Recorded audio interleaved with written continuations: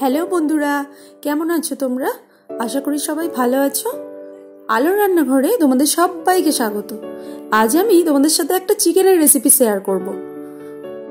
তো চলো দেখে নি কিভাবে বানাচ্ছি। আজ আমি দেখাবো বাটার চিকেন আমি কিভাবে বানাই, সেই রেসিপিটাই তোমাদের সাথে শেয়ার করব। প্রথমে আমি এখানে 1 কেজি চিকেন নিয়েছি। চিকেনটা বেশ ভালো করে কেটে ধুয়ে ফ্রেশ করে রেখে দিয়েছি। এবারে এর মধ্যে দেব 1 চামচ নুন, 1.5 চামচ আদা বাটা, 1.5 চামচ রসুন, আর দেব হাফ পাতিলেবুর রস। একটা পাতিলেবুর অর্ধেক কেটে নিয়ে আমি সেই রসটা দিলাম। এবার ভালো করে মিশিয়ে নিচ্ছি। চিকেনের ক্ষেত্রে ম্যারিনেশনটা কিন্তু খুব ইম্পর্টেন্ট। ম্যারিনেশন যত ভালো হবে চিকেনটা কিন্তু খেতে তত সুস্বাদু হয়। তো আমার ম্যারিনেট করা হয়ে গেছে। এবারে এটা ঢেকে 15 মিনিট মতো আমি রেখে দেব। ততক্ষণ আমি এখানে একটা বাটির মধ্যে নিয়ে নিলাম 4 চামচ সরষের তেল, 1 চামচ কাশ্মীরি লঙ্কার গুঁড়ো দিয়ে ভালো করে এখানে মিশিয়ে নিচ্ছি। দিলাম হাফ চামচ বিট নুন, আবারও মিশিয়ে নিচ্ছি ভালো করে। এর মধ্যে দেব 1 চামচ কসুরি মেথি। কসুরি মেথিটা আমি আগে থেকেই ড্রাই রোস্ট করে নিয়েছিলাম, সেটাই দিলাম। আর দিলাম হাফ চামচ গরম মশলার গুঁড়ো। আর দেব 4 চামচ টক দই।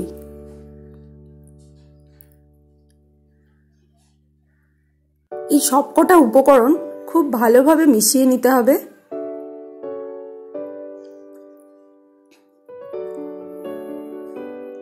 খুব ভালোভাবে মিশিয়ে একটা মিক্সচার তৈরি করেছি, দেখুন। এবারে এই মিক্সচারটা এই ম্যারিনেট করা মাংসটার মধ্যে ঢেলে দেব। আবারও ভালো করে মাখিয়ে নেব।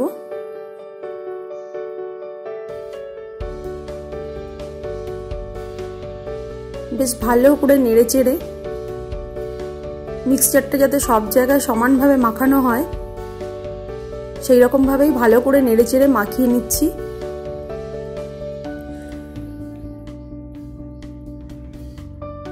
মাখানো হয়ে গেছে, আমি এটা রেখে দিচ্ছি সাইডে।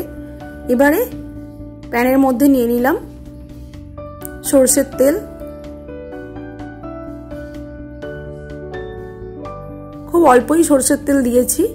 এর মধ্যে আমি দিয়ে দেব ম্যারিনেট করা মাংসগুলো।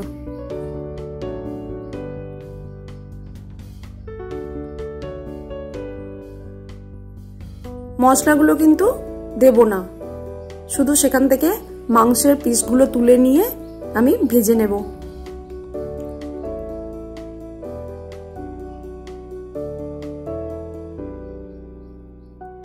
দেখুন আমি এইভাবে ভেজে নিচ্ছি। এইভাবে উল্টে পাল্টে ভেজে নিতে হবে। আর আমি এগুলো একটু স্মোকি ফ্লেভার যাতে আসে তার জন্য একটু পোড়া পোড়া করছি। এরকম করলে কিন্তু টেস্টটা আর গন্ধটাও খুব সুন্দর আসে। এইভাবে উল্টে পাল্টে সব দিকটা যাতে সমানভাবে ভাজা হয় সেটা দেখতে হবে।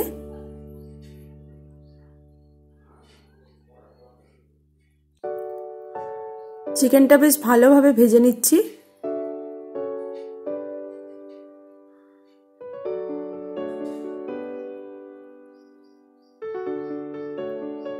চিকেনটা ভাজা হয়ে গেছে। এবারে আমি তুলে নিচ্ছি চিকেনটা। চিকেনগুলো তুলে নিচ্ছি। সব চিকেনগুলো দেখুন আমি এইভাবে ভেজে নিয়েছি।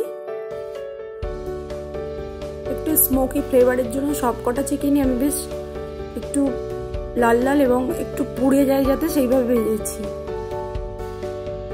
এবার একটা কড়ার মধ্যে নিয়ে নিলাম আমি 2 চামচ বাটার। বাটারটা ভালো করে মেল্ট করে নেব। বাটারটা ভালো করে মেল্ট করে নিচ্ছি। মেল্ট হয়ে গেছে। এবারে এর মধ্যে দেব শুকনো লঙ্কা 4টে, তারপর দেব রসুন 1 চামচ, আদা 1 চামচ। এবারে সবকটাই ভালো করে মিশিয়ে নেব।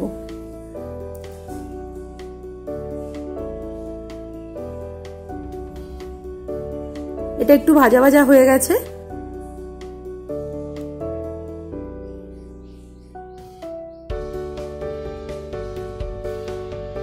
এর মধ্যে দিয়ে দিলাম টমেটো কুচি। আমি এখানে 500 গ্রাম টমেটো নিয়েছি 1 কেজি চিকেনের জন্য। টমেটোটা এই রান্নাটা একটু বেশিই লাগে। দেখুন টমেটোটা থেকে জল বেরিয়ে গেছে। টমেটোটা একটু সিদ্ধ হয়ে আসলে এর মধ্যে দিয়ে দেব পেঁয়াজ কুচি। আমি এখানে 4টে বড় পেঁয়াজ কুচিয়ে নিয়েছিলাম। পেঁয়াজের থেকে কিন্তু টমেটোর পরিমাণটা এই রান্নাটায় বেশি লাগে।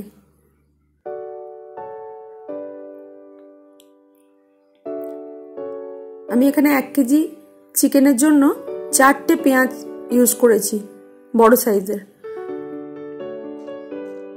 এইভাবে কেটে রেখেছিলাম পেঁয়াজগুলো। এবারে পেঁয়াজগুলো এর মধ্যে দিয়ে দিলাম। বেশ ভালো করে নাড়াচাড়া করে নিচ্ছি।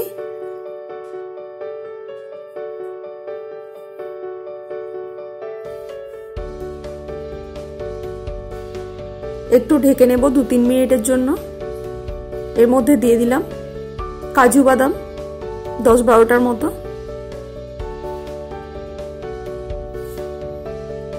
আবারও একটু ভালো করে ভেজে নিচ্ছি।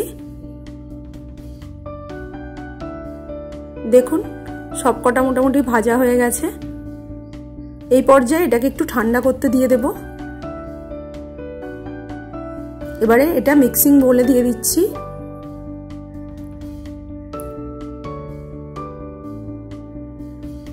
পেস্ট করে নেব এটা একটা। দেখুন একটা এরকম স্মুথ পেস্ট তৈরি করে নিয়েছি। এইবারে আবারও কড়ার মধ্যে দিয়ে দিচ্ছি বাটার।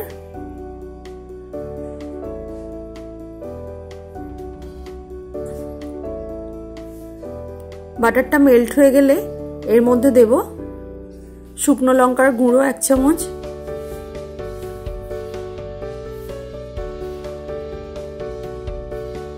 ধনে গুঁড়ো 1 চামচ,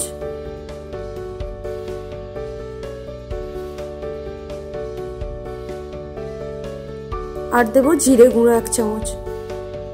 সবকটা মশলা ভালোভাবে ভাজা হয়ে গেছে।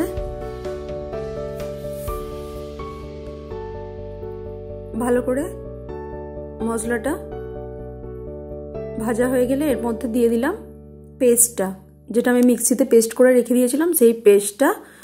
আর যে মশলাটা এক্সট্রা ছিল চিকেনের ম্যারিনেশনের, সেটা দুটো একসাথেই আমি দিয়ে দিয়েছি এর মধ্যে। একটু জল দিলাম, মিক্সি ধোয়া জলটা দিয়ে দিলাম।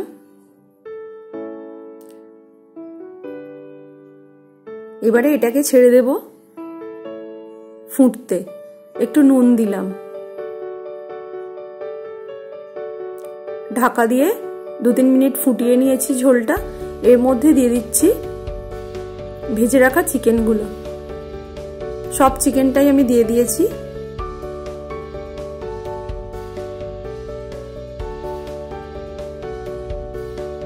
ব্যাস আর কিছু করব না। এবার ঢাকা দিয়ে দেব 10-15 মিনিটের জন্য।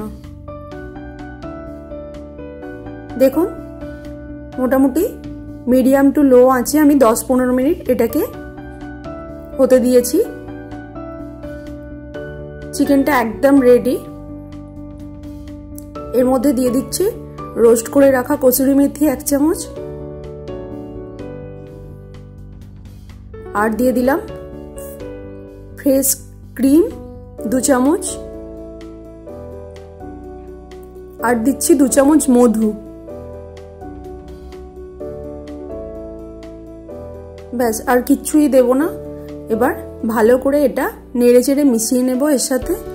চিকেনটা আমি একটু সার্ভ করে দিচ্ছি।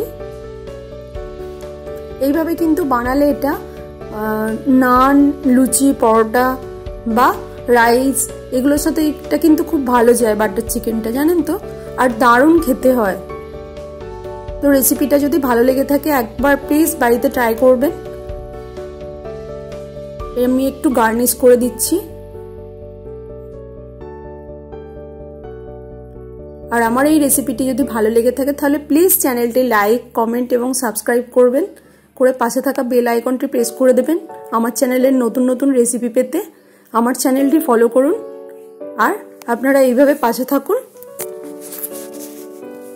ভালো থাকবেন, সুস্থ থাকবেন। দেখা হচ্ছে পরবর্তী কোনো রান্না নিয়ে।